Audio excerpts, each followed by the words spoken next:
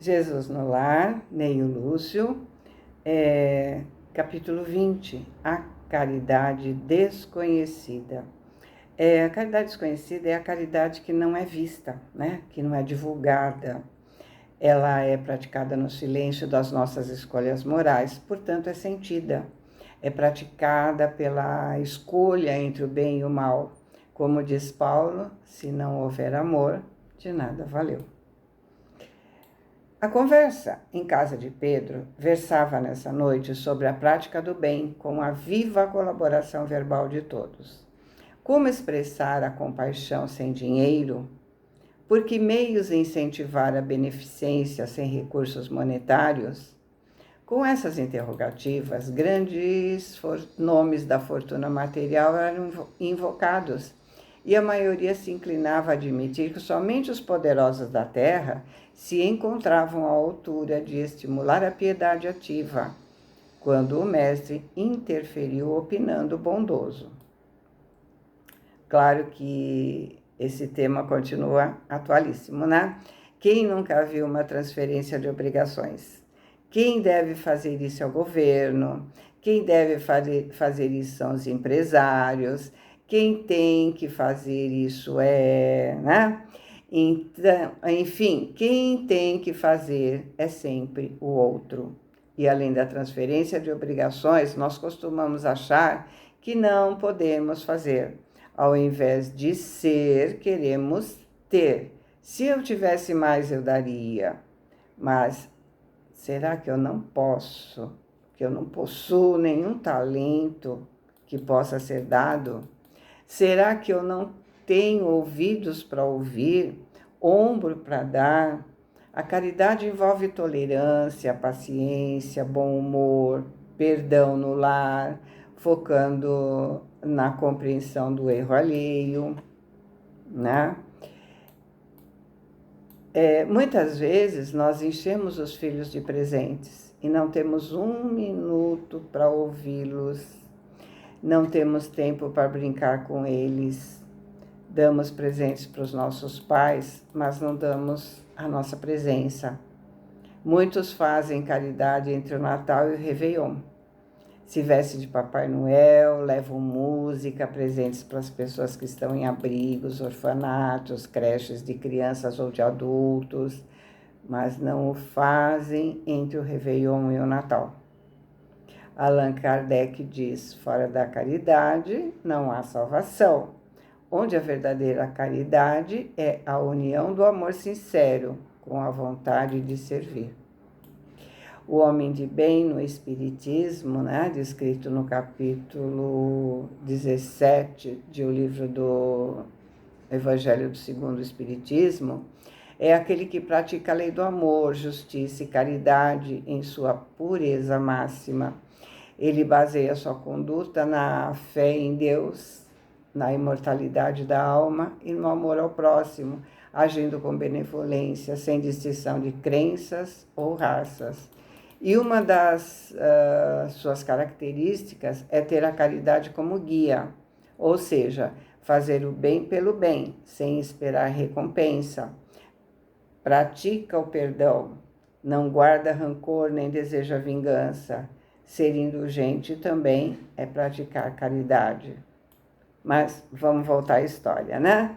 O mestre opinou bondoso.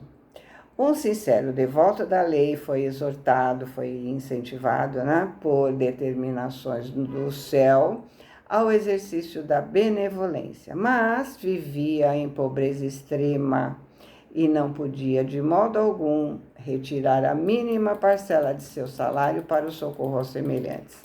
Em verdade, dava de si mesmo, quanto possível, em boas palavras e gestos pessoais de conforto e estímulo, a quantos se achavam em sofrimento e dificuldade.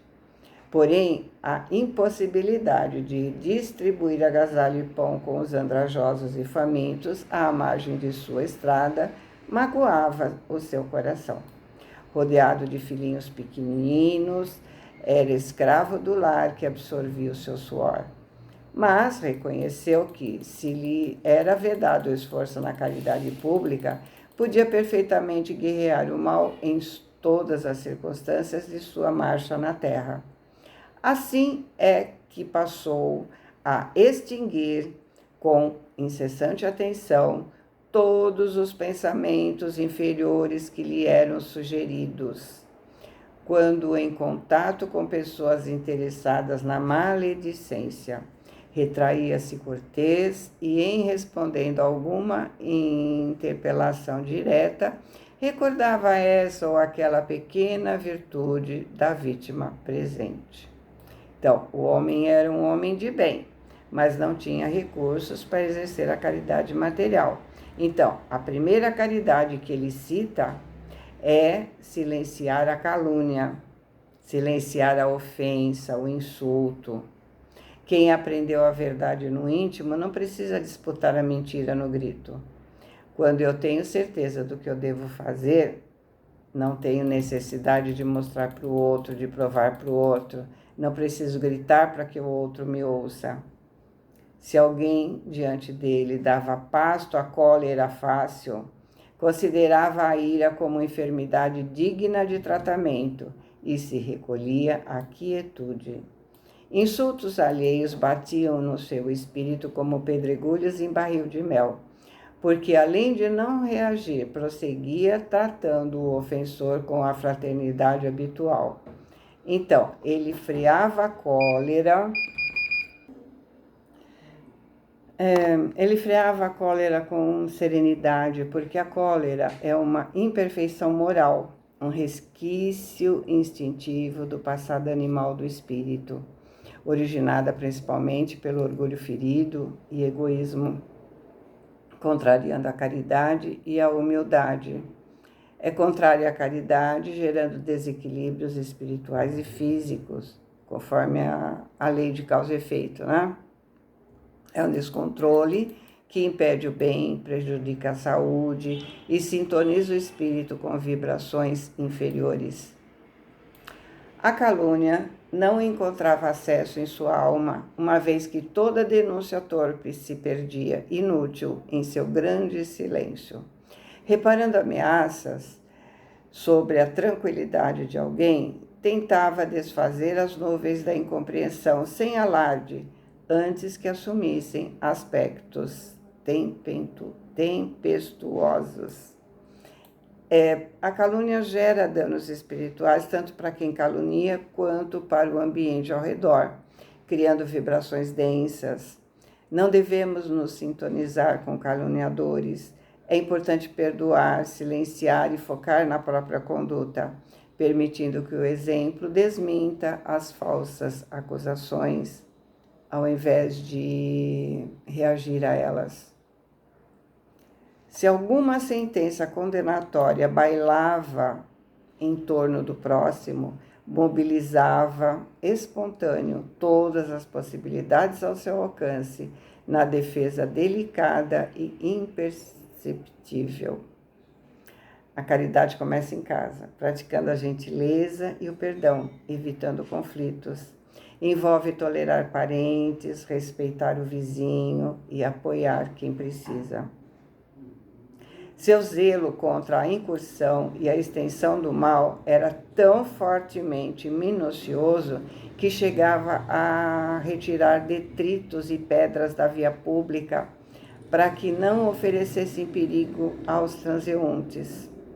Olha a oportunidade de servir. Que gesto de amor! Quantas vezes jogamos lixo na rua, uma vez que não tem ninguém vendo? Nossa consciência ainda não nos cobra. Não temos consciência que estamos desrespeitando o planeta que nos dá a oportunidade de crescer. Não temos gratidão a esse planeta. Ainda estamos fazendo porque senão o outro vai cobrar. Mas se não tiver ninguém, se não tiver alguém olhando, não fazemos. Adotando essas diretrizes, chegou ao termo da jornada humana, incapaz de atender às sugestões da beneficência que o mundo conhece. Jamais pôde estender uma tigela de sopa ou ofertar uma pele de carneiro aos irmãos necessitados. Nessa posição, a morte o buscou ao tribunal divino, onde o servidor humilde compareceu receoso e desalentado.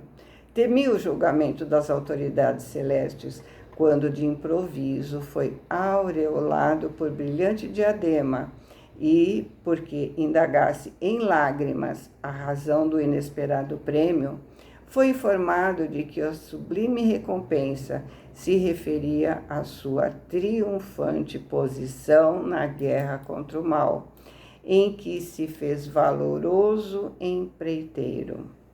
Ele fez a caridade silenciosa. Não é apenas dar bens materiais, mas gestos de amor e compreensão, como o sorriso, a escuta, a paciência. É o amor vivo e a aplicação prática da vontade no bem do próximo. O mestre fixou o olhar profundo e calmo nos aprendizes e concluiu em tom amigo: distribuamos o pão e a cobertura, acendamos luz para a ignorância e intensificaremos a fraternidade, aniquilando a discórdia. Mas não nos esqueçamos do combate metódico e sereno contra o mal, em esforço diário, convictos de que nessa batalha santificante conquistaremos a divina coroa da caridade desconhecida. Reforma íntima é importante para nós e para quem convive conosco. Boa semana, fiquem com Deus, amo vocês.